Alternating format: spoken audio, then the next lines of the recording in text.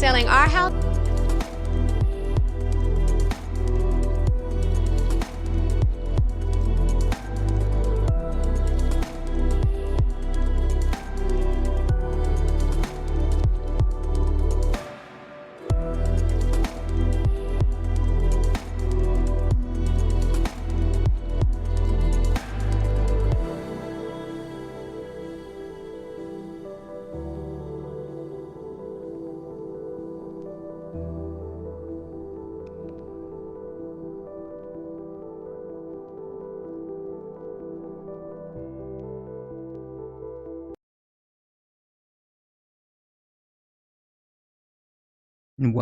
Welcome to the Wednesday stream. I hope everyone's having— wait, hold on.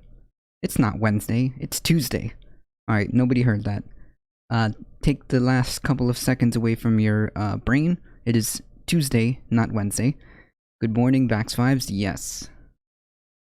Yes. Up inside my Pfizer Moderna, I got the vaccine up inside my— got that vaccine up inside my life. I got that vaccine and I'm feeling just right.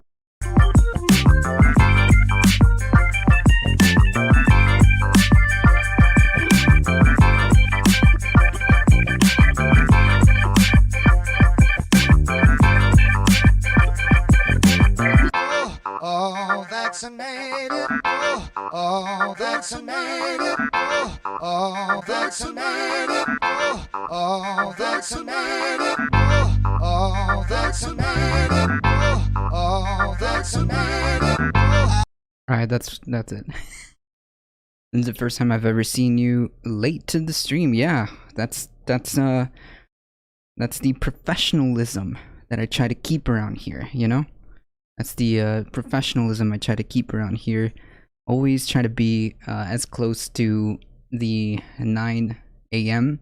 mark as possible, and the only times that happens, I usually let you guys know and try to keep you guys updated because, you know, it's about you guys. It's about you guys and hanging out here, you know? But I take that as a compliment. How's everybody doing?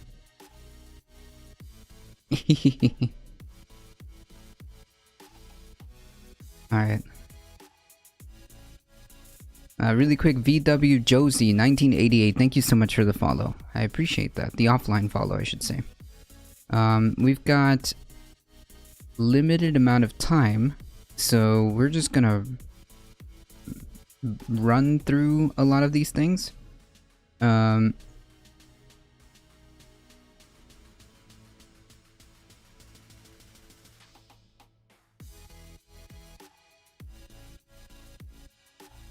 As much as humanly possible, I think.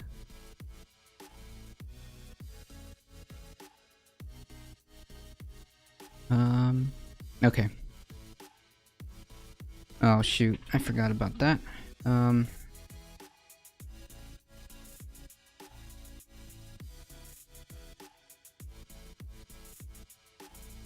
In all seriousness though, I am super, I'm super happy and super, like, basically relieved that, I mean, slowly but surely, this pandemic is pretty much behind us.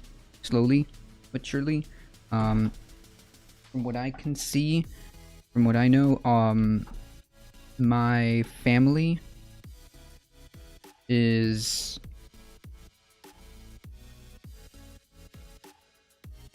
my family is fully vaccinated, I think. I'm pretty sure.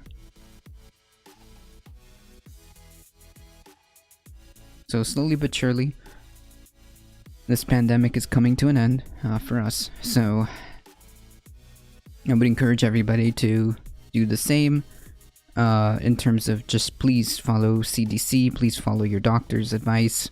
If you have any questions, don't ask any bobblehead on the internet. Just follow CDC guidelines and ask your doctor for any other concerns. No, I mean, like, on the whole, of course, it's not over. We would ideally try to get to herd immunity before a more dangerous variant inevitably happens, and then we're in some serious trouble. But for the most part, I think that if we can get herd immunity and we can get ahead of this thing, then we'll be in good shape. But that's you remain to be seen. I think we're at 45% fully vaxxed, which is not where we need to be, but you know, I'm encouraging everybody, just follow CDC guidelines. If you have questions, just ask your doctor. Simple as that. As simple as that. Alright, so ranked choice voting. New York City mayoral race has ranked choice voting in play. So this has kind of come up, and I think that I'm glad that some newspaper publications are taking up like ranked choice voting. I think it's an interesting concept, and I think it is a way to significantly increase the chances of a more democratic system, right? I think if we had ranked choice voting across the board, deployed correctly, of course, deployed correctly, I think this would be just a step in the right direction for like a little bit more democracy in terms of our system, because like it's the only way to break up the two-party system. So I think that ranked choice voting definitely deserves a look, and definitely deserves you know, discussion. I think that the problem, which this article kind of points out, the problem with ranked choice voting is if you don't make everybody fill out all the choices from 1 through 5 or 1 to 3 or whatever candidate order is being done, then all of a sudden we get inaccurate results, right? And someone who did not win the majority can end up like being pseudo lifted, right? So I think that the way to fix that is like how they did in the Nordic countries, where they have to fill out all of them, right? 1 through 5 or 1 through however many candidates. That way you get accurate data, and that way the majority candidate is the majority candidate. So I think that, you know, if you close those problems, then you can then it will work, right? Again, this also opens the floor, or the path to viability for independent candidates too. I mean, the only thing that the only other concern would be the possibility of candidates I see now, and this again, this article points out another potential flaw is candidates can get together and say like, all right, look, I'm just saying you should vote for me number 1, but if we can get candidate X as number 2, that would be really solid. That way like they can essentially like get together and like knock out the bottom candidates and then fight it out between them. I don't know. I feel like that could be a thing. That could be a problem to present that may present itself. So I don't know. I think that ranked choice voting is good, and I think that it deserves a discussion. Maybe you know, it's only really deployed fully from the state, from local, state, and federal, and I think only 1 or 2 states. But in a lot of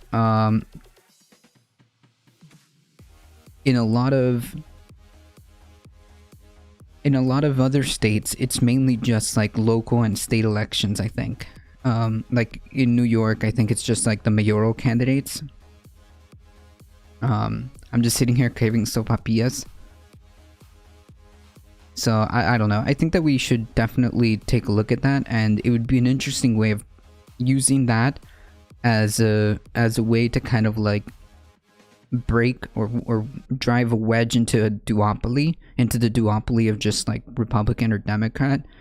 I think that is a way, it's a pathway that's viable, and it's a pathway that we can do right now in terms of like possibility. I think it's very possible.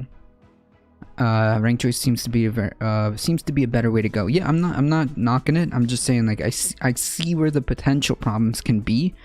So I think that, I mean, hey, it deserves discussion, and I think we should, and in any way we can move into a more democratic way, I would favor it. And I think ranked choice voting may present a good option to do so, which may then open the door to do other further democratization of our, you know, institution. Maybe because we get ranked choice voting, because maybe possibly have more independent style candidates move the needle, then maybe it could open the idea to a parliamentary system with different parties, with different factions and stuff like that. More moderate candidates, yeah. I don't know if I necessarily agree with this, because, like, it's irrelevant. If a candidate gets 51%, then it's over, right? Uh-oh.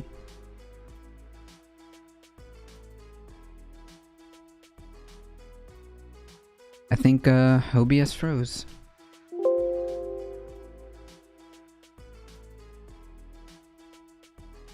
Ah, here we are.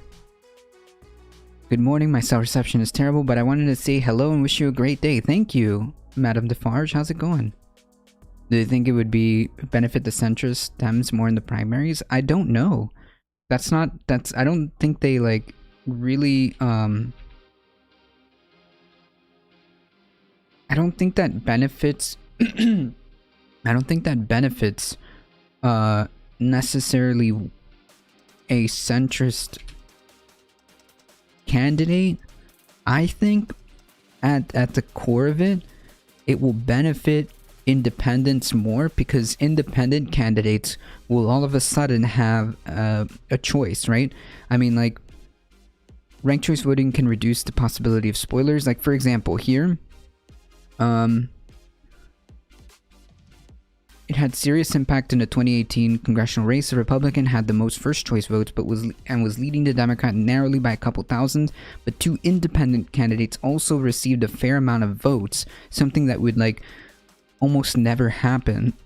And then, you know, because of the runoff, the way the runoff works, the Democrat ended up winning.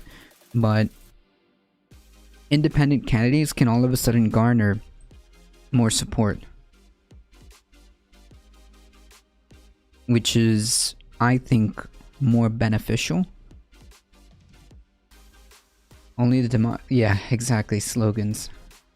Just slogans.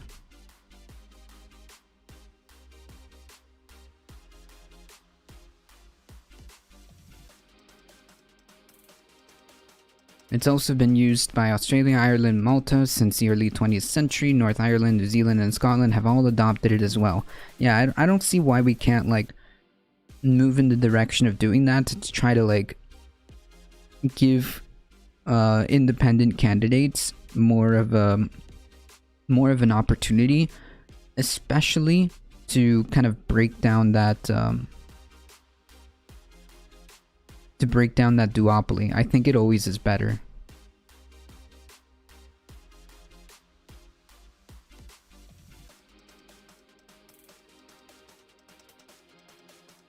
And these are just arguments that proponents would say. Yeah, they're saying it would be better for centrists. Yeah. They're saying. I'm saying, like, the arguments pro include this, but I don't know, like, if that's necessarily a thing. The same thing with, like, less negative campaigning. The argument goes that candidates need a majority of voters to like them, at least more than the next person. So, still, I mean, isn't that, like, incentivizing negative campaigning? Because, like, you have to make sure you topple the guy next to you. So you have to make sure you just, like, slap on as much negative advertising on the biggest threat to you. You just, like, you don't focus the field, you focus the guy you think is going to be close, right? Be a close second place.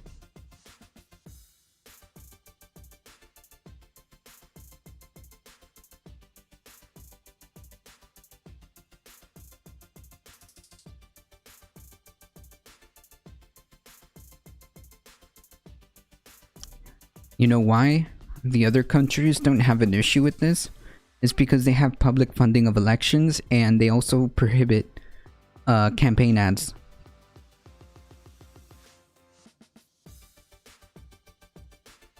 That argument seems naive. People, of course, still do negative campaigns. Yeah, they'll do it on the person they think is the biggest threat to them. And I think that the way the more like Nordic models have solved it is just saying, first of all, there's public financing of elections, and second of all, there's no such thing as like TV campaign ads and stuff like that. You have to win on the merit of the policies you're proposing, right?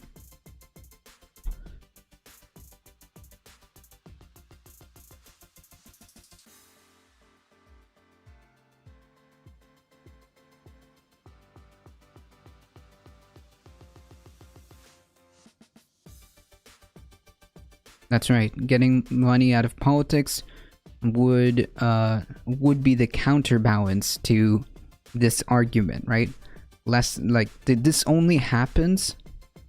Okay, this only happens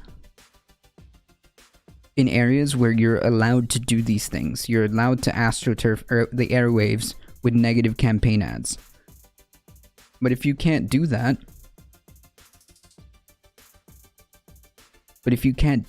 then there's no incentive for negative campaigning. So I think these people are like operating on the idea of how it's worked in Europe, in like the European models, but we would have to add some of the same guardrails here, right? Like we can't have like a public ads or something like that, right?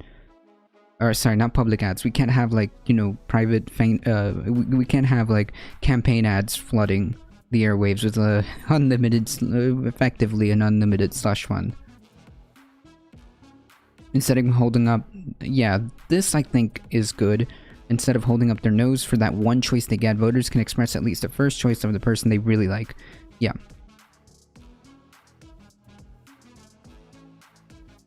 I don't know if it's less democratic. And I don't know if necessarily, I don't know, just because like something is new or different doesn't mean it's complicated, right? It just means that people haven't used it long enough. This isn't like a widespread use. This isn't in widespread use, so I don't know if it's complicated is a really good argument against it. It would just be simply, well, the more people use it, the more they understand it. All it is it's in the name. You rank your choices. That's it. You rank your choices. Okay?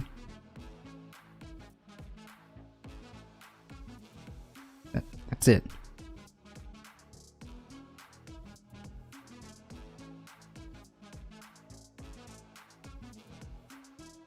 Lots of people don't fill out all choices in that Mars survey of the New York race. Just a quarter of potential voters made 5 selections without all the choices. Opponents argue you're getting bad data. Okay, so that's solved. Here, right here. Australia requires everyone to rank all candidates. You would have to tell people you need to fill out all of the bubbles, right? That's it. Whereas Massachusetts votes against it. Yeah, I don't know if it waters down votes because, like, I don't know. Maybe it waters down votes for the duopoly for the Republican or Democratic candidates. Yeah, that's the whole point. We want alternatives, independent candidates to be able to have a chance.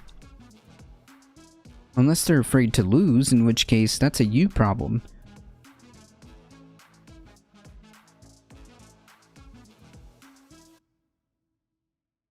And could encourage horse trading. Ranked choice voting might make it for less strategic voting, but could open the doors for candidates to make deals with each other about who their voters would go for as a second choice. Yeah, this is what I was reading. Over the weekend, that was on full display. Andrew Yang, former presidential candidate, who's running for mayor, and fellow Democratic candidate Catherine Garcia formed an elite alliance. You can vote for both of us. Hang at it. If you support me, make sure you also support Catherine Garcia on your ballot. Yeah, it's a way to like kind of push the field as well, because you could just make an alliance. Either you torpedo the person who's the biggest threat, or you make it seem as you're an ally, but make sure that they get second, right? Make sure you make them second so that they can torpedo the rest of the field for you. And then you just end up fighting it out at the end. If you don't get 51.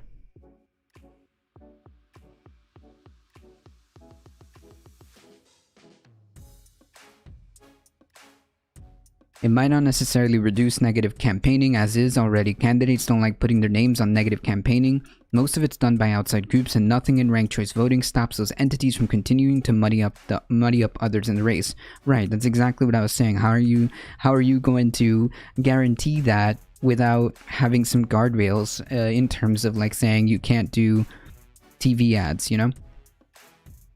Much of it is done by outside groups, and nothing in ranked choice voting stops those entities from continuing to muddy up the waters. Some argue it could have unintended consequences of more strident candidates as fringe extremists appeal to another hardline candidates' followers for second choice. So like, yeah, the idea that this is going to necessarily be good for moderates is not what I think how it will go. But how will the poor establishment Republicans and Democrats maintain their monopoly on power? Yeah, that's why they wouldn't want this to be. It would break up that. It would be an opportunity to break up that duopoly. And you know, this could be whatever this author thinks fringe extremists may be.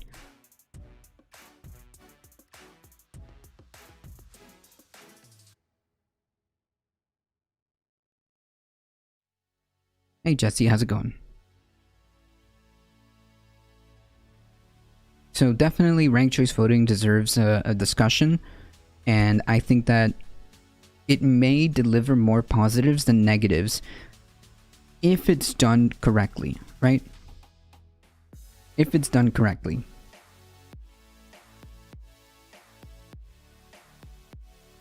California has a plan to pay back rent for low-income tenants, all of it. The state is poised to embark on an ambitious, complex effort to cover the unpaid rent of low-income renters who struggled during the pandemic.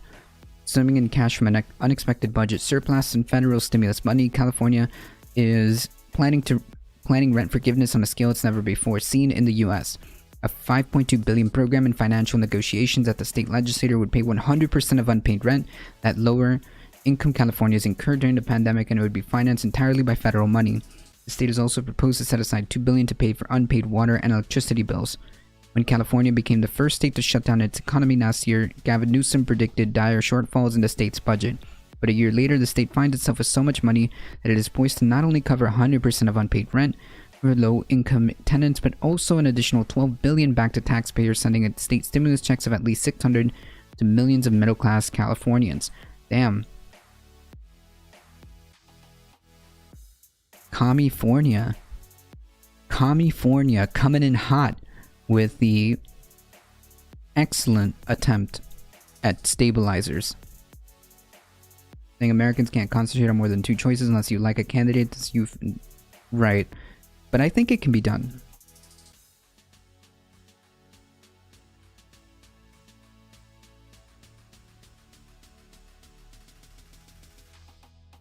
California. Look at that. Thank God. I guess I should play a character. Thank God I would, if I'm playing a character from the other side, thank God I live in Texas, where my representatives and governors are leaving me without electricity at this point. But you know, the real problem, the real problem is California. The state's separate rental relief program would be available to residents who earn no more than 80% of their median income in their area who can show pandemic-related financial hardship. In San Francisco, a family of four would have to earn less than $146,350 to qualify. Nice. Hey, thank you for the biddies, Alio. I appreciate that. California is not the only state flush with money. At least 22 states that had unused pandemic relief money that had trimmed down their budgets anticipating fiscal challenges have now found themselves with a surprising surplus in revenue. Idaho is on track for a record-breaking $800 million surplus at the end of the month, while others like Oklahoma, Utah, and Washington reported similar budget increases. Interesting. While some states haven't decided yet on how to spend the money, others are funneling the cash into education, construction, and reviving local arts. Nice. Nice. Like it should. Maybe, yeah, that's kind of important. In California, the governor proposed a $100 billion recovery package that pours money into everything from most expensive education bills in the state history to billions of dollars to buy hotels and apartments for the homeless, and a program to forgive traffic violation fines for low-income residents. Holy crap. This is phenomenal, I think. This is how you begin to attempt to address serious problems, right? Mr. Newsom and the Democratic-dominated legislature are now ironing out the details of what would be the nation's most generous rent payment program. Nationwide is certainly the largest rent relief there's ever been, said Russ Hamrick, a spokesman for California Business Consumer Service and Housing Agency, a state umbrella organization that has overseen the rent relief program. The big question is, can we spend it all? I mean, like, I'm confident that they'll be able to, like, figure this out. The enormous wealth of tech entrepreneurs and Hollywood moguls and the sales of surging stock and multi-million-dollar homes helped produce this year's record budget surplus. And as is expected, all of this surplus should be injected back into the people, right? Hotels for attempting to solve the homeless, rent relief. I mean, this is great. Education. Yeah, this is great. The enormous wealth of help produce this record's budget surplus. California's tax system, heavily reliant on capital gains and the income of wealthy, fills state coffers every year. Fills state coffers in years when the stock market does well. California is grappling with a problem that other states might envy. Handing out so much money can be a slow and bureaucratic process. A more modest program already in place was aimed at covering some but not all back rent, yet it has struggled to keep up with demand. Only around 8% of the $619 million in requests for rental assistance in that program through Monday morning had been paid, according to Heimerick. After complaints that the 32-page form for rent relief took 3 hours to complete, the state abridged the application. Now takes an average of 30 minutes, is available in 6 languages, and easier to fill out on a smartphone. Wait, who made it? Like, who thought to themselves, we need to do a 32-page form for rent relief?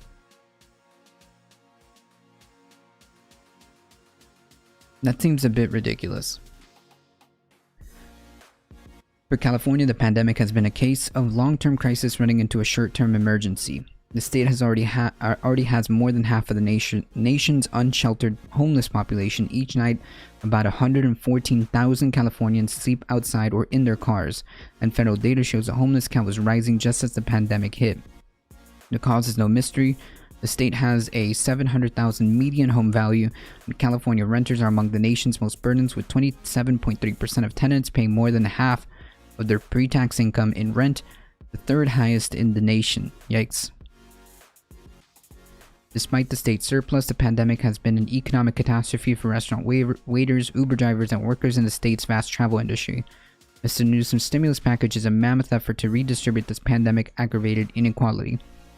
Kevin Falconer, the former Republican mayor of San Diego, who's challenging Mr. Newsom in an upcoming recall election, said the rent relief program was only a temporary fix. One-time gimmicks are no substitute for permanent tax relief. California is unaffordable for middle-class families, and that's why they're leaving our state en masse. I'm not sure. Like, I know there was like a slight exodus from California, and New York, but I don't know if like I would qualify that as en masse. And second of all, I understand that just giving a temporary relief is not a permanent fix. What you would need is like other. I'm just talking of like this program, or I guess ideas or policies. These are economic stabilizers. These are just designed to kind of like catch the footing, right? These are designed to help you catch your footing. This isn't a permanent fix. I hope that's not what they think this is going to be. Before the pandemic, housing and homelessness regularly ranked as top issues for voters, and last year the state lost population for the first time as middle-class homeowners fled for the cheaper housing elsewhere.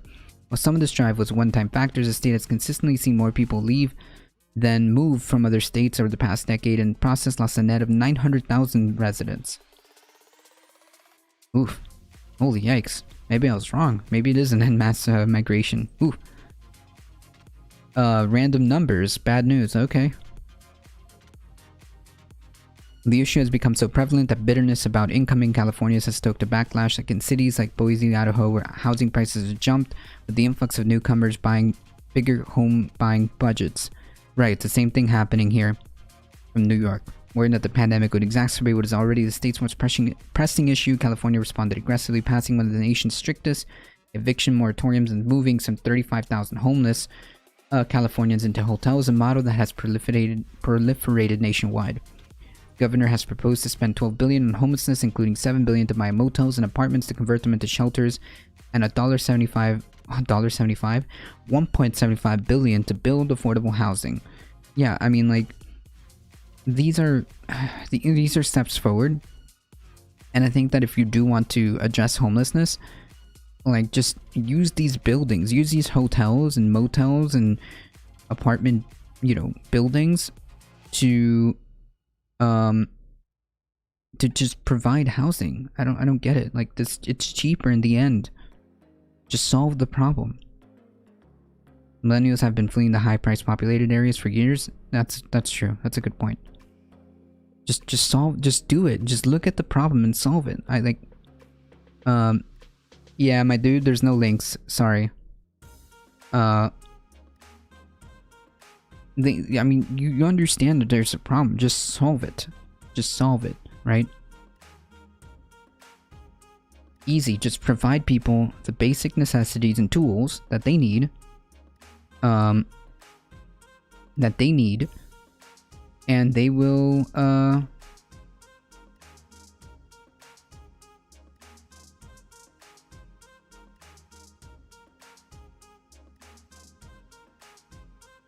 they need, all the tools that they need. Looks like you were cussing out ADT. Yeah, true. So if you give them the tools that they need, the majority will leave that, public housing. I mean, it's been a tried and true thing. Yeah, I kind of see the screenshot, the preview. Yeah, it's not ideal. Random numbers person. I spoke about this earlier. The TLDR of this is please listen to the CDC. Please listen to the CDC. Please talk to your doctor if you have any questions. Simple as that. And try to just put this pandemic behind us. Everybody should be doing their part. Anywho, the point being is, if you give people the tools that they need, most likely they will succeed. I mean, this is why I stress the importance of making sure people have these things: food, housing, education, and healthcare, right? Here's an opportunity to put some of that in practice. Right? The government buybacks of motels, apartments, hotels, and also invest in affordable housing is a way of combating this. While government efforts have been key to keeping tenants housed during the pandemic, rental programs in California and elsewhere have been plagued with problems and slow to get the money out. Study shows that about a third of tenants have at least some point used federal stimulus or unemployment to pay the rent since last year, but a much smaller number, as low as 2%, have been able to access a rental program. Yeah, so they need to streamline this. That's basically what it is. Yeah, so extending the eviction moratoriums while they get all this aid out is a good idea. I think just wiping out all of this rent for people, especially those that couldn't afford it, for low-income tenants, just wipe out all of that would be a huge stimulus, right? In and of itself, it's like kind of the reason why taking a student debt, medical debt relief is important.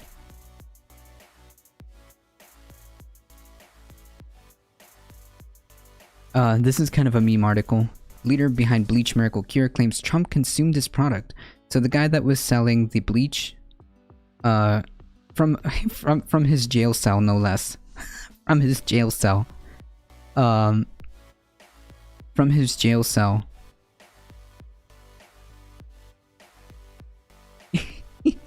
was trying to say that it was Donald Trump who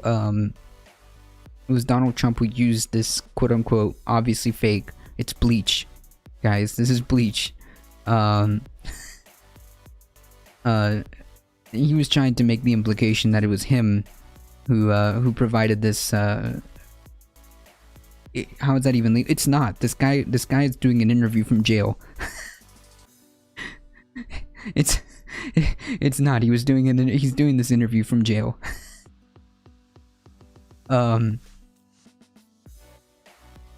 So yeah, after this awesome comment, the sad part is down here, the use of bleach as a miracle cure has proliferated across Latin America during the pandemic. Fiona Leary, a campaigner against pseudoscience, told The Guardian that MMS peddlers were using Trump's comment on disinfectant as a marketing tool. And this is exactly... Damn, I can't believe it didn't work.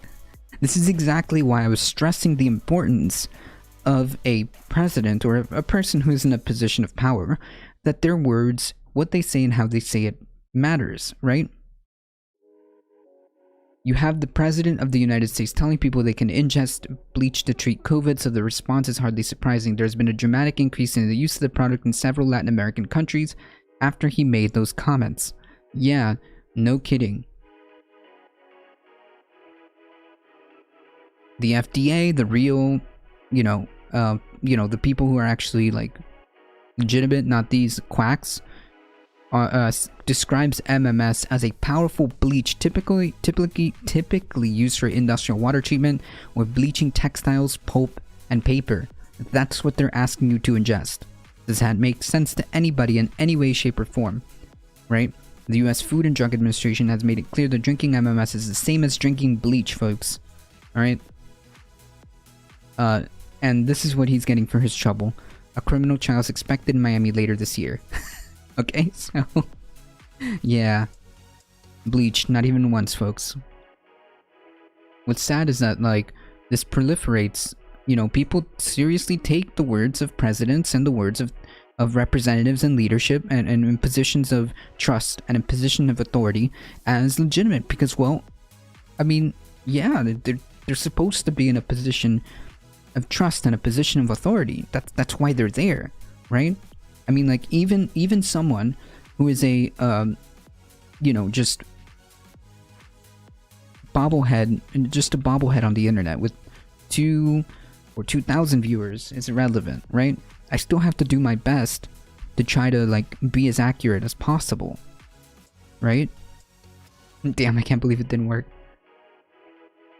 Trump and his buddies with the false elections, the bleach, so much trust. Yeah, I think he's telling the truth. Probably does drink it. Nah, I don't think so. I think that I don't think so. I mean, Trump was the first in line to get the vaccine. Like, at the end of the day, it's all an act. It's all one big con. So I don't know if he actually really would. I think he actually does. In the real behind the scenes, in the private, in the private eyes, he definitely believes in real science. I mean, he was the first one. No cap was the first. Was vaccinated immediately in January already. Did I miss the the Cedar Crowder? No, it's about to happen, folks. It's about to happen. Yeah, so I don't think that Trump actually believes any of this. I think that it just stirs up his hamburgers. It just stirs up his base and he profits from it. Whether it be in media coverage or whether it be in people sending him donations. How else do you think he turned orange? I think it's a bleach aid. Nah. I think he actually believes in science. Like, he doesn't. I think he's like completely like. He just does this because he can. It's one. It's hard to honestly. It's hard to tell because he's just one giant con, right? His essence, his very essence, is just one giant con. So I don't know. It's hard to tell. It's hard to tell if he's legitimate. It's hard to tell if it's just an act. It's hard to tell. I mean, like, the only thing that I can point to is that he had absolutely zero objections to taking the vaccine. Boom. In January, when it was like still in its when it was still being given out to healthcare workers, right? When it was still being when it was still being given out to healthcare workers, and he was right there. He was right there. He had no problem taking it. More Republican representatives, like GOP representatives, had more skepticism, and it took longer for them to get vaccinated than Donald Trump, right? It's taking them longer to get the GOP in the House than it is to Donald Trump just boom accept it without like not a problem. He didn't dispute science there. I'm just joking, but I think Trump is maybe he would. I don't know. It's honestly hard to tell. Like I said, his entire essence is one giant like con. All right, this one is.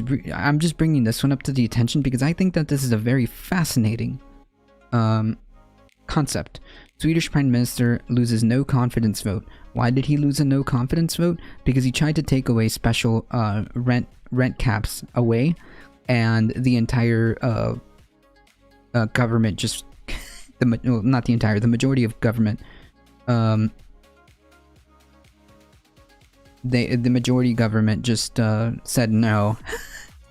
See, like, this is the type of like checks and balances, and when I talk about strong institutions, this is what I mean. Even within Parliament, the Prime Minister can be yeeted out because he was trying to remove certain protections for rent control, I think. And I think that it's important to... Oh, look. Because that's totally not creepy, guys. That's totally not creepy. Are you guys seeing this?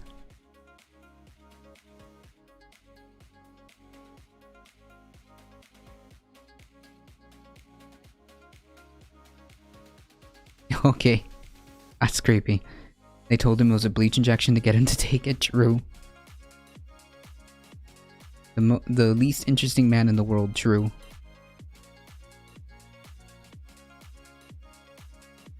Alright, so I don't know where the article went. I'm pretty sure... What the heck? Bleach fog poggers. So the TLDR bleach vape. There you go. That's how you defeat COVID. No, I'm kidding. You know, if they didn't know about these things, I'm pretty sure they would be fine with it. Anyways, the point is, there are systems in place that make a democracy stronger, and I think that the fact that this guy attempted to even touch protections for rent control, and then immediately immediately got yeeted, I think it's fascinating. And ideas, you know, can be taken from this. It's kind of like, it's almost kind of like a recall, the ability to recall a prime minister because of a vote of no confidence, right? Like this kind of should be a thing, I believe. Just a thought. Do you even vape, bro? Alright guys, we have to do this.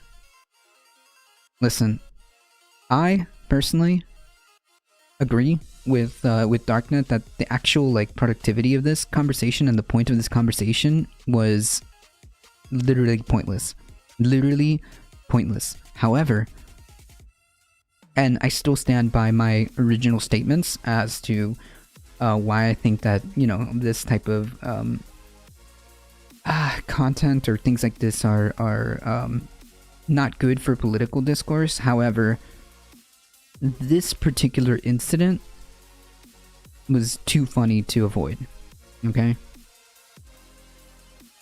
We're gonna try to get through this. Not all content has to have a point, but just to enjoy here. Yeah.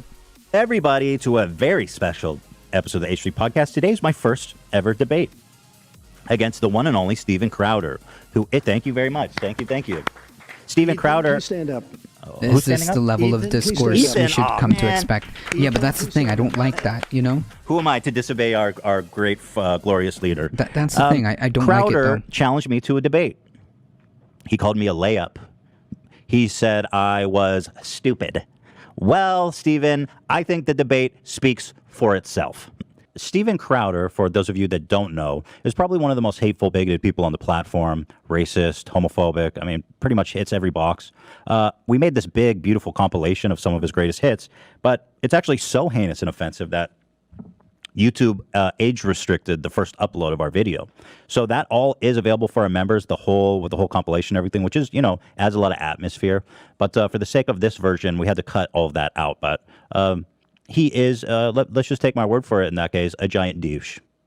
Well, my tiff. No, he's wearing, he's making fun of Crowder because Crowder is always wearing the gun holsters.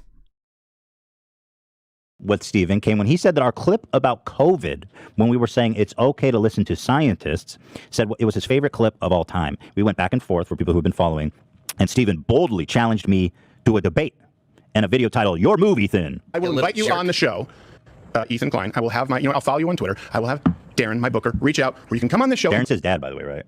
Just say your dad, bro. He keeps trying to hide that it's his dad. You guys will get more info about the dad. But Darren's his dad. We usually go after political figures, signed authoritative sources right on this show. Usually those are the people we have to debate. Change My Mind is not a debate, but we've had politicians, scientists, Pulitzer winners. And every now and then, a layup crosses our path who, just kind of like the shtick that you're only capable of. Now, in our original video about Crowder, we had noticed that he had reached out to me to book me on his show, and he was kind of butthurt that I ghosted him all this time. And in this video, he claims here that he never reached out to a booker and that I'm lying about it. So here's what he says about that. Going to assume that you didn't blatantly lie in some of the things that you said, that you're just really lazy or incapable of your due diligence. So you said we'll get the female booker, reach out to you for the show. Hey, Gerald, have I ever had a female booker? That's a no. Never, ever. Now you're either lying. We don't work with women on this show. So that's impossible. Or you're so lazy. Because I want to bully you, and then you go and try and get smooth. You're so lazy, you didn't even just verify the fact that it was complete. Well, you know what? I took this to heart. So I said, you know what, Steven? I am going to look into this. I found the email that was sent to me. It was very professional. And it still had her social media contacts on it.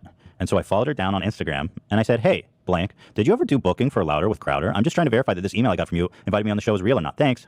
Here's the email, by the way. Super professional. Definitely a real email, by the way. This one in particular. She immediately responded to me. She said, yes, I did booking for him years ago for a few months. I'm not quite sure whose contact you'd have now. I know his dad does his booking for him, though. Let me know if you need to try to find his contact. Interesting that she knows that detail. That makes me think that is very real. And that he's lying about inviting me on his show. How odd. Well, yeah, and while we're talking about lying, Steven, why don't you tell him you never filed a lawsuit? Tell us if you filed that lawsuit against YouTube, Steven. Come on, be honest with your viewers. Yeah. And Steven says he doesn't want to bully me, but here he goes on to say this, and I am feeling very insecure now that Steven has taken a shot at me. With the Kleenex. Let me just say, first of all, you have. We were making fun of the fact that Steven had Kleenex on his table, which is pretty funny. Let's be honest. He's sitting there with gun holsters and tissue. I mean, what is he crying every second? So listen to this. That's due to allergies. Okay, so I had a bronchial thing, which is community guidelines in a mutable condition. It's genetic. Oh, poor Steven with his allergies. Don't put the tissue on your desk. It's funny. All right, don't get so twisted up. Look how twisted he gets about me laughing about him crying all the time. He needs a box of tissue on his desk. But I guess there's a ceasefire here, so we can talk about any genetic conditions like the lack of chin, lack of beard, 120-pound man wearing the Cinderella bandana on his head. That one I didn't get. What's the 120-pounder? Cinderella? I couldn't really. If he's talking about me, I'm not 120 pounds. Trust me, dude. We don't have even. Right. Well, anyway. to compensate with the beard that he uses just for men, or the...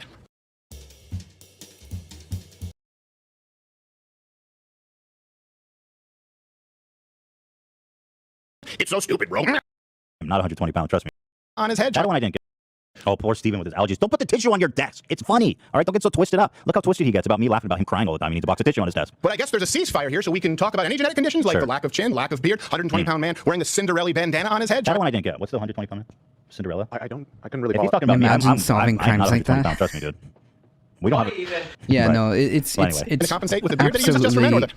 hilarious. Like E.T. in the cornfield. It's so stupid, bro. The point is, I always think it's like hilarious when people actually go to the debase themselves to making fun of my Tourette's. You know, it's like, okay, dude, I really got you hard with the tissue thing, bro. Just don't put the tissue on. I can't hide my Tourette's. You fired the first volley by making fun of his allergies. Your allergies, dude. Poor you Steven didn't Crowder actually has a do. disability. Yeah, we didn't realize he had a Yikes. disability like that. Yeah, I'm so sorry, bro. Ableist much? I had all that coming. Yeah. I'm deeply offended, though, at the bullying portrayed, and I take absolute cross with that. You know, and Dan had this one moment that actually went a little bit viral in the political community that Steven notably ignored during our tit for tat. I'll play it for you here. And this is where I'm leading To a to. lot of people, but just because I feel like there's a decent chance Steven Crowder will see this, and this will be the only time I get to say this. Debate Sam Cedar, dude. Stop being such a pussy. I know that your dad doesn't want you to, and you know, but that was a long time ago. That was you're 3 years older now. It's time. It's time to debate Sam. So And notably, he doesn't include this. He watches the whole clip, but not the debate Sam Cedar. weird, he didn't cover that part. He went into a lot of detail on everything else. Oh, yeah. I'm a Sunder fellow. Exhaustive detail. Now, who is Sam Cedar? Sam Cedar is the host of a political left-leaning show called The Majority Report. Has 1 million subs. He's a big channel. Crowder famously backed out of a scheduled debate with Sam at Politicon, earning him the name Cold Feet Crowder at the behest of his dad. Sam secretly recorded the phone call with the organizer of the event, who exposed Crowder. Here's the call. Yeah, that's a real shame. I think you're bigger. Yeah, I don't know what his team is doing around him, and that's just for me to speculate at this point. I don't know. He has a team. He has a whole team, and he won't do it. He can bring the team. I believe it's his father, but I can't confirm or deny that. By the way, everyone seems to be confirming that it's his dad doing all this shit behind the scenes somehow. So people speculate that he actually backed out of the debate because Sam is actually, an informed, good debater, and they were afraid that, Crowder would look like an idiot. And so he backed out at the last minute at the behest of his father. The thing is, he's here's happy the to thing that challenge irks me about somebody this whole that thing. has no political knowledge, very It's little. like- I don't spend my day talking and thinking about. I think that, like, really, the thing that should irk people is the lying, dude. This guy has, Steven Crowder's lied about, like, every single aspect of this. He lied about that email. I mean, like, how did you not think that anybody would have those receipts? Politics, nor am I a debater, nor am I, let's be honest, intelligent. So, right, let's be honest. So, with all that being said, we figured let's get someone who is familiar with the topics, who does spend their time thinking about politics, and who is, unlike me, smart. So, we've got a little surprise for Steven Crowder. So, let's all enjoy the debate. I'm really glad to have my next guest on the show, and I've always respect people who enter into the arena. And we've had a lot of debates on the show, which is different from like a Change My Mind where we sit down on conversations. But my old Brazilian jiu-jitsu coach always said, if you come switch, we go switch. You go spicy, we're going to do a little spicy. So we always try and keep it as respectful as possible. And I really do appreciate the guy making the time because a lot of people haven't. Has a huge YouTube channel, several YouTube channels, one of the OGs. A lot of people watch him. You know him. Some of you like him, some of you don't. Same can be said for me. Ethan Klein from H3H3. Ethan, thanks man for making the time. You're very welcome. And I just want to say, I know you called me, you said that would be a layup. Which is fine, something and like I that. think you're right, because I don't think I'm a very good debater. I think you know that. So I didn't want to make it too easy for you. Oh, okay. So I prepared. Okay. Yes. All right. So, Dan, what we're going to talk you're about is the initial quote that happened. I think he's looking off there. The initial quote, it kind of was turned into a little bit of a meme, which wasn't intentional, and was you saying you don't even have to think about it regarding the CDC. And I disagree with that. I think people should think about it. I believe, and we talked about this through Playful Ribbing, an aggregation of medical authorities and scientific voices to make an informed and rational decision. So where do you think that I'm wrong on that? Steven, do you know that the Spartans they are like practice man love with children? Oh, geez. Okay, so this is what's going to happen. What did I tell you? He was going to do anything he could to avoid. Oh, there he is. Oh no, Sam Cedar. What a fucking nightmare. I had no idea this was going to happen. I thought Ethan was a stand-up guy. This is where we are. Yeah, Dave, remember I told you? I said, I guarantee you, he's going to do anything he can to avoid the debate. Well, I just think he believes that he should debate you. No, he doesn't. He just takes advantage of women with mental health issues. Steven, Ethan Klein doesn't stand up and do his own I gotta fighting. say, It's just hilarious. my Let's bring on producers FM. that you would do anything to avoid talking to me. I think the point that you made Yeah, is include Joe Rogan. Yeah, Joe Rogan and Bishop, and Dave Rubin, and Jordan Peterson, and Noam Chomsky, and Sam Harris. Everyone's been avoiding. Not just attempting to get your audience by jumping in. Well, I debated with Charlie Kirk. Steven, I mean, it's about... The projection here is horrifying. It's palpable, right? Because, like, there's one thing between, like, okay, listen, I know Sam Cedar can be very aggro, right? He can come off a bit of a dick, but that's okay. It's just his style. That's the Babe Bro style. That's just how he is, right? He can make it seem like he's, sometimes being a little bit like condescending. So I guess, like, I understand, but That's not what this is about, right? That's not what this is about, because Steven Crowder is also like a debate bro, right? I mean, to college students. Sam Seder offered to talk to Dave Rubin. Dave Rubin said no, and that was the end of the conversation, right? He didn't go and like pursue Dave Rubin to see if like there would be and like, oh well, Dave Rubin is avoiding me. Dave Rubin is scared of me, and like continues to like push on Dave Rubin. He never did that. Okay, the only reason this even came up was because because Crowder was the one who said he'd be willing to do it, and then backed out. And then it turns out it was his dad who told him to back out, and then lied about it. Sam is the most unintimidating man. Well, I could see like how, you know, it's not like his physique. It's like he's a pretty popular like radio host, you know. It's about issues. That's what you're doing here. Valid points. You're so clever. I had no idea that you were taking your show off early last time, coming in today with your Pigpen Peanuts. I wish every. Did anybody catch that? Steven Crowder was watching his show. That's how scared this guy is of him. He was watching his show. You take those off of the velveteen buttons. Black eyes, aren't they? Like, I don't know why. no one's worried about it. Sam. I didn't want to do it. Let's have Sam, a come on. I'll tell you what. I have a general This is a great rule. I opportunity don't start a debate to- based with people on a lie. And how about you get Sabotaging. How about you get Steven, show yourself, you audience coward. share? Steven, show yourself. Don't show your co-host. Ethan, you should show Steven, yourself. Hey freelancers, don't you think it's time to bring the free back to freelancing? With no hidden fees, no minimum balance, and free tools.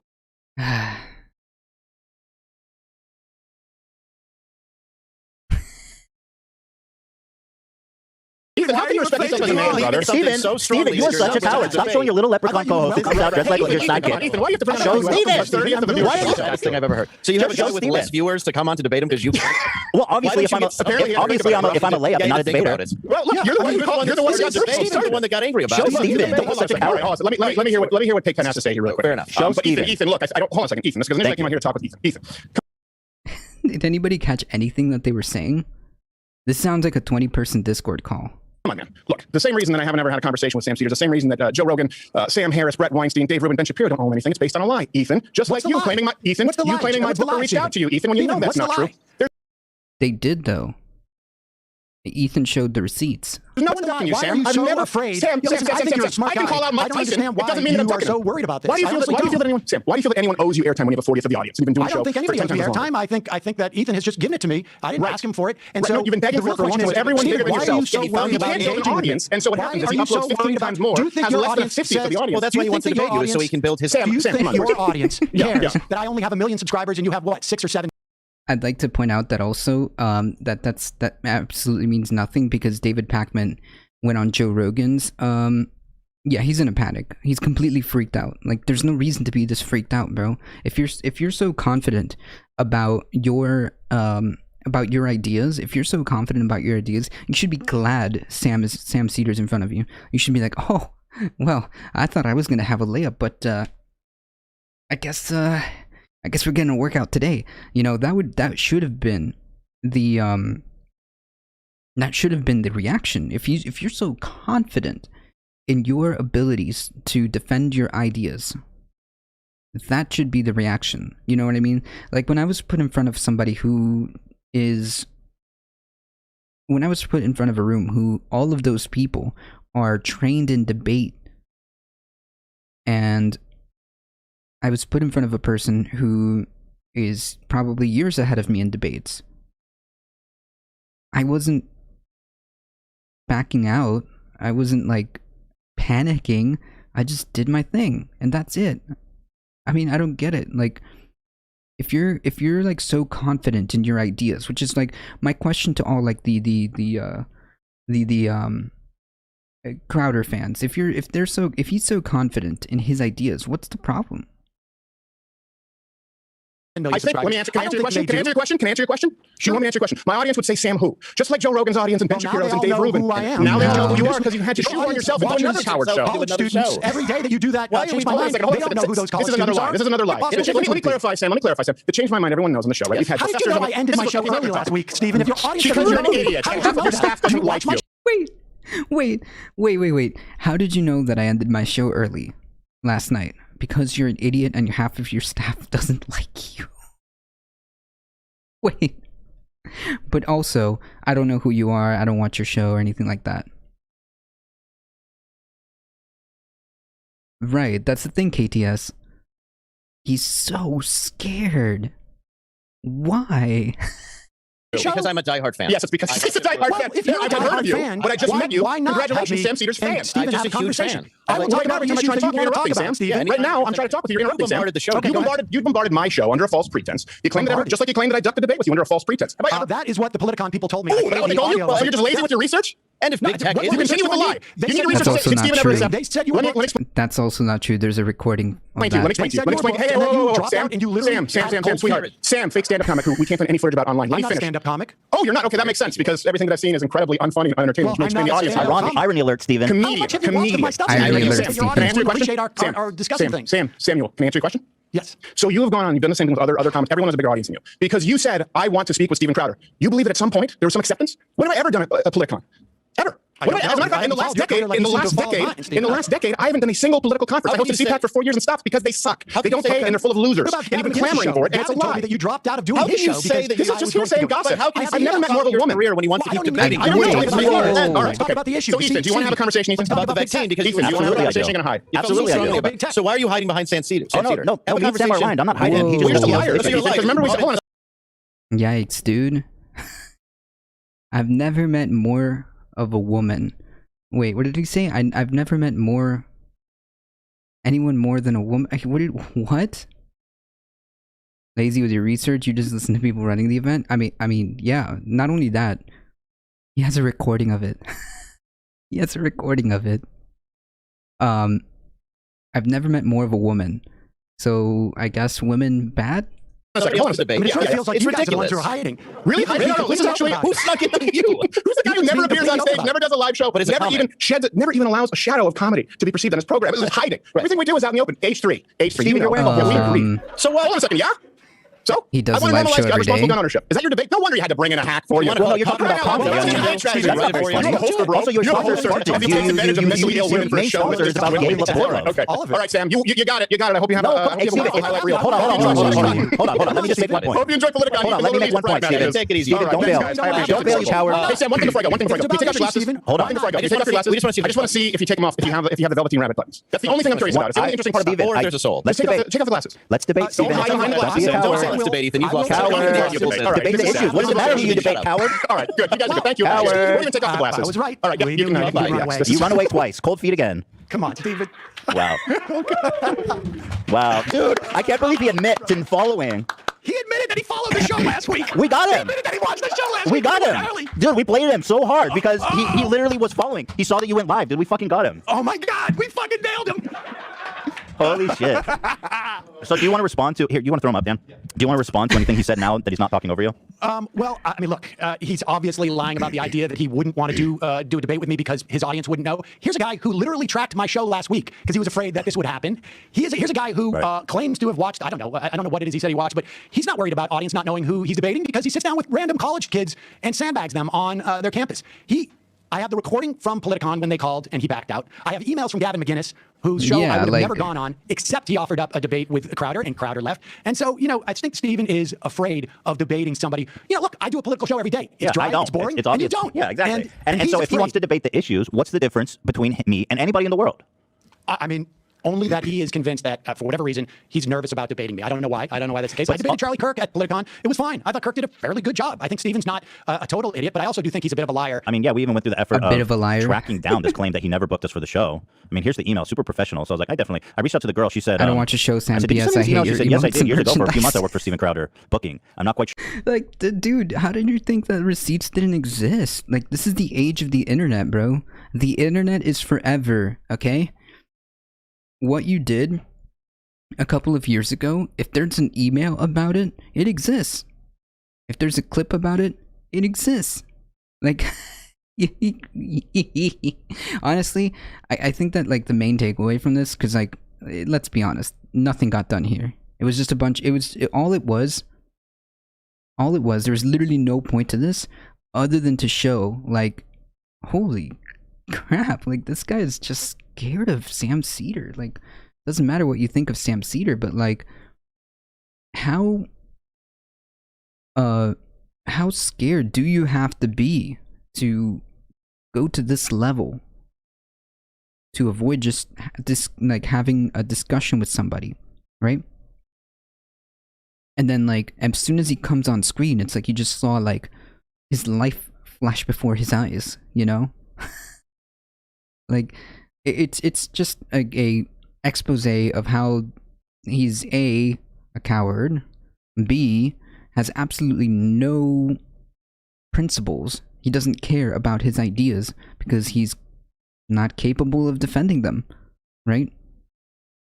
So that's my question to all these like Crowder fans. Like, he's clearly not believing in any of these ideas. He doesn't believe, he doesn't have any principle stance on anything that he says. Why do you listen to him? Why do you listen to him?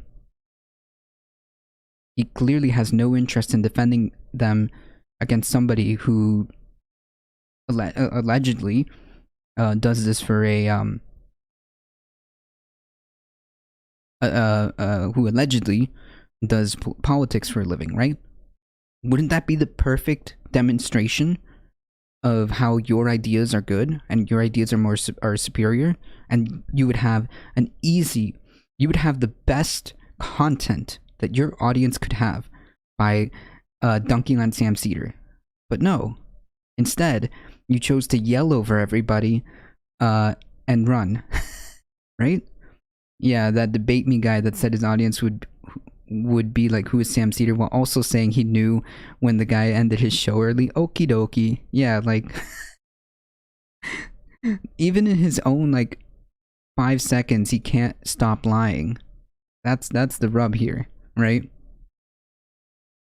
Sure, who you contact now. I know his dad does the booking for him. Let me know if you need me to try to find you. How would she know that if she didn't work for them? You know what's funny is that when Here we go. Oh, good lord.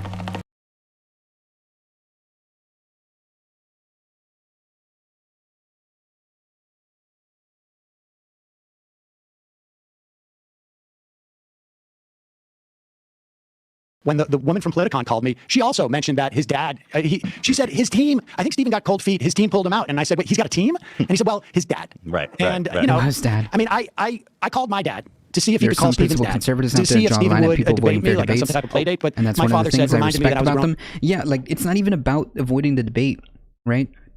Debate bros mean yell and lie creatively. Yeah, sure. And sure, we can talk about that. But like the point, it's a Bleach commercial, right? Isn't that creepy?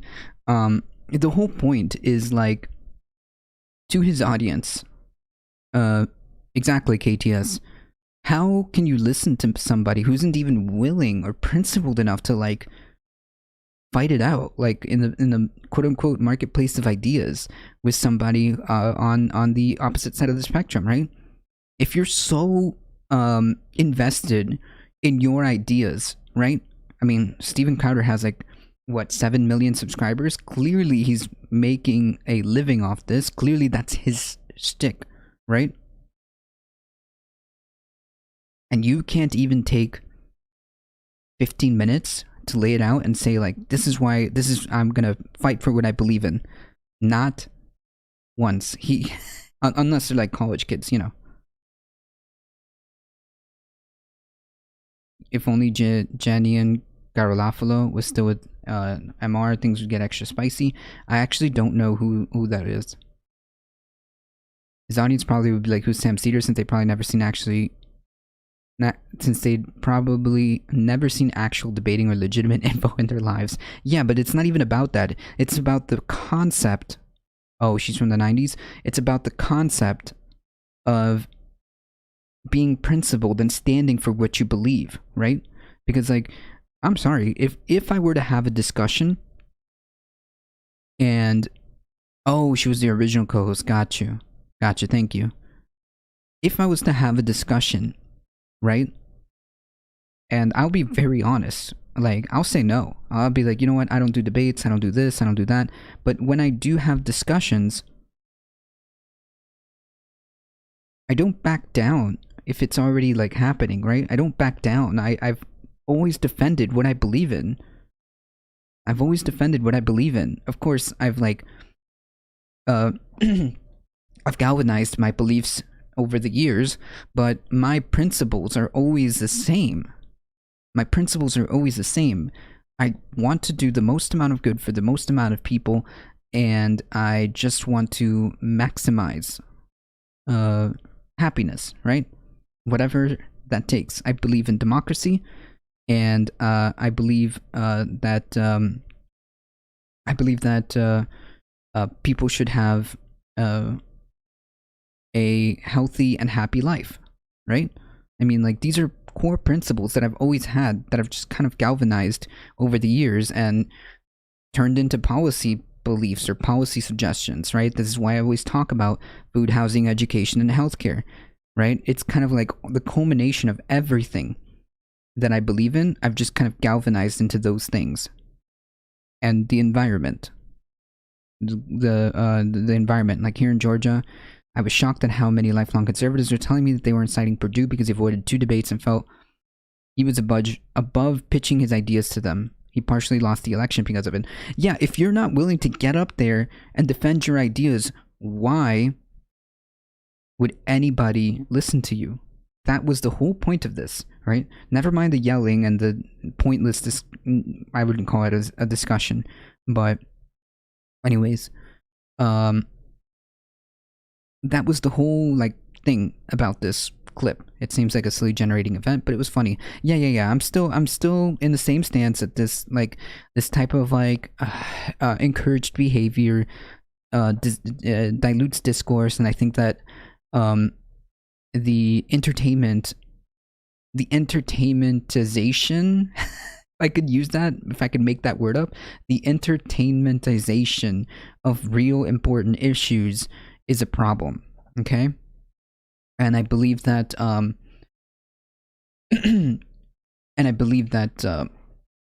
days of having like real debates of, like the Noam Chomsky, Michel Foucault, and others are long gone. Unfortunately, it's all about generating clicks, and it does dilute discourse. I still stand by that. I'm just saying that this is a perfect illustration of somebody. First of all, it's funny. I will admit it is funny. But second of all, like, why would you support people? How the heck does Crowder have so many millions and millions of subs if he can't get up there and defend what he believes? And he's so adamant about it too. I mean, like, he has a show, he has memberships, so clearly he's invested somewhat. Own man, and I should probably handle it myself. Oh, that's funny. My dad is actually Zooming with his dad later today to debate this very topics. You know what else he lied about? Filing this lawsuit. There's no lawsuit he ever filed, at least that I can find in the public record, which lawsuits are public Holy record. yikes. So he is a liar, as far the evidence does suggest. Yeah, and the thing is that, they go on and on about getting demonetized from YouTube or whatever it is, and they never, for them, it's really just a way of generating clicks. There are the same policies. with the lawsuit. Yeah, I mean, there are policies that you could pursue, but he can't ever address those because his ideology is such that there's no way for him to address it as a policy matter. So because as a policy matter, he'd have to agree that there needs to be government regulation of these things, and he doesn't believe in government regulation. And so he just goes out there and makes it as if it's like conservatives are somehow being oppressed. It's actually not true at all. Everybody who talks about these issues, if they're taking a conservative or liberal stance on them, they're all getting demonetized equally. The fact that Stephen wants to go out there and do a mock execution of George Floyd and then act bewildered when his channel gets when his videos get demonetized is quite surprising to me that he would even be feigned surprised at that. Yeah, I don't know what our percentage of. Yeah, like this idea that this victimhood complex is like crazy. I will say this: I did not know about that. I heard somewhere that he attempted to file he made a big deal about like, oh, we're gonna file a lawsuit against YouTube because free speech thing, and then like it turns out that wasn't even true. He's just like garnering, like, is he just like fleecing you guys? He's just fleecing you guys for this? I don't know.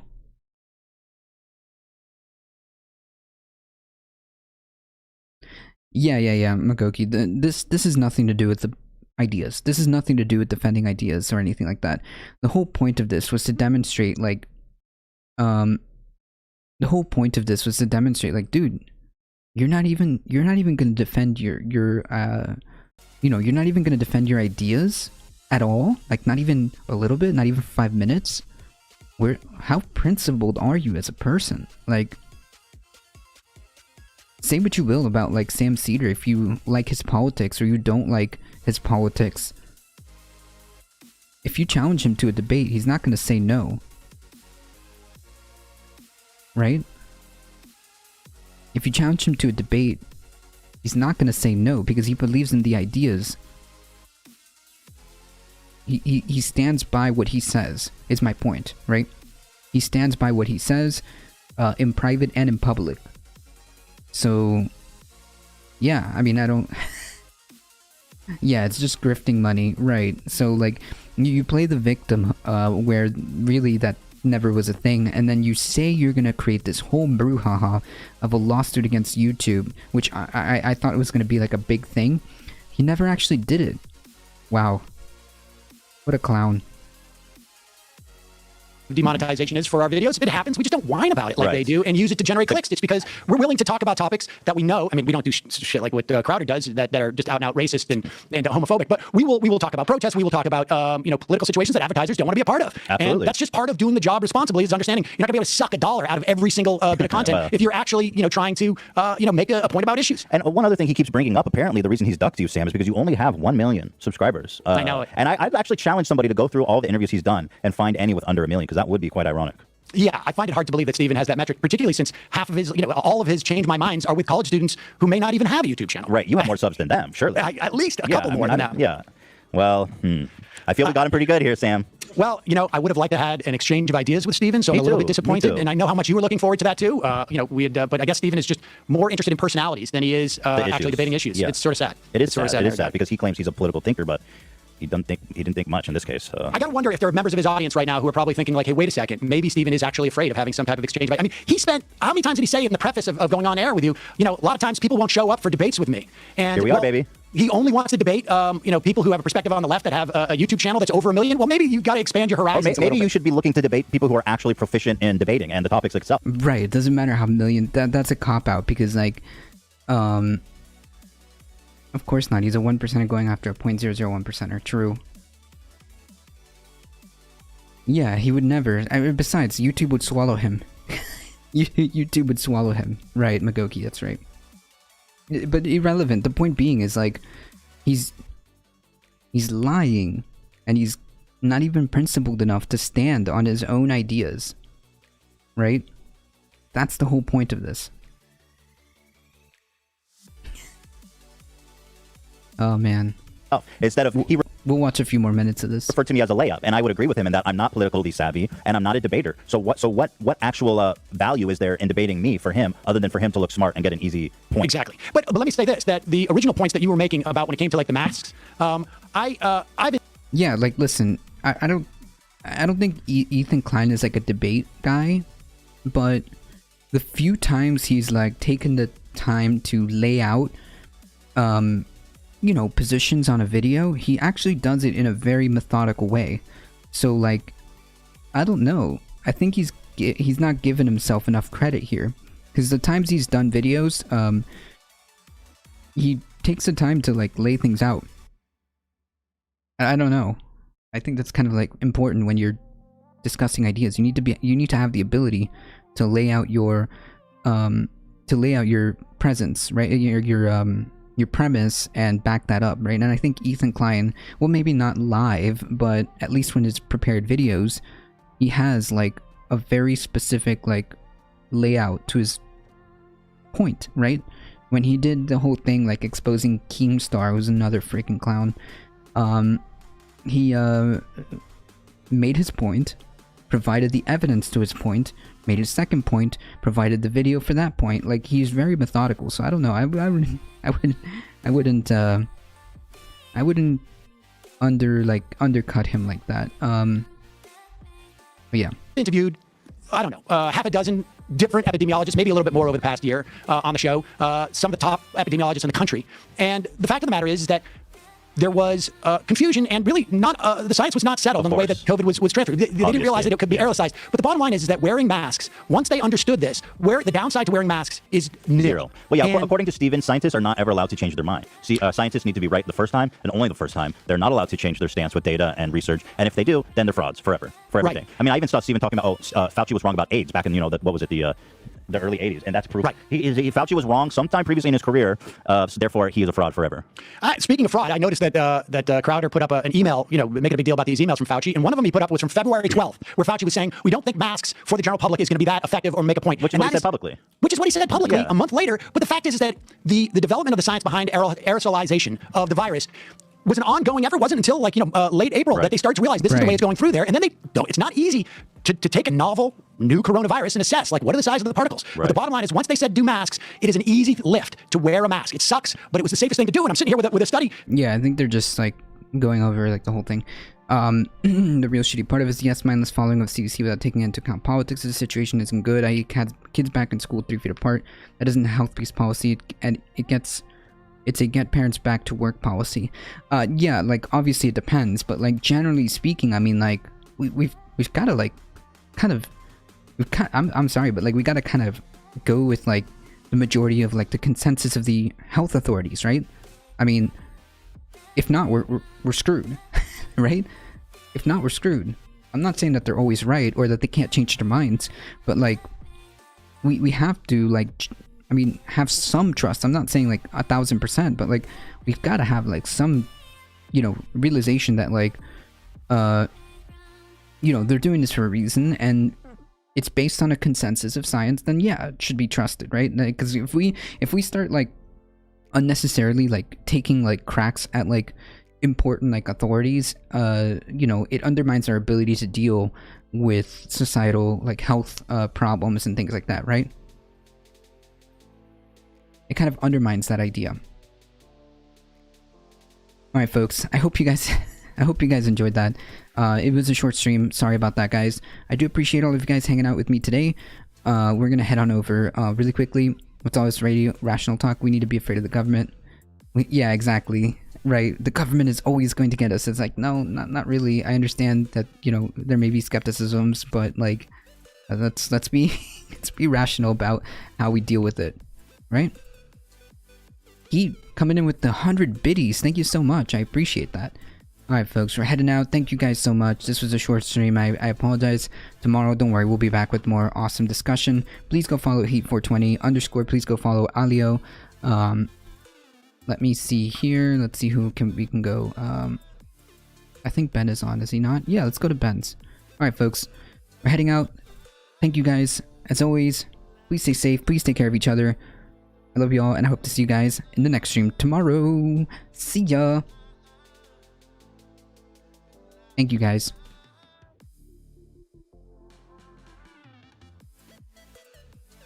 Alright, folks, hang tight. Hang tight, hang tight, hang tight. Thank you for the support. I appreciate that. We're heading out in 5, 4, 3, 2, 1. Here we go.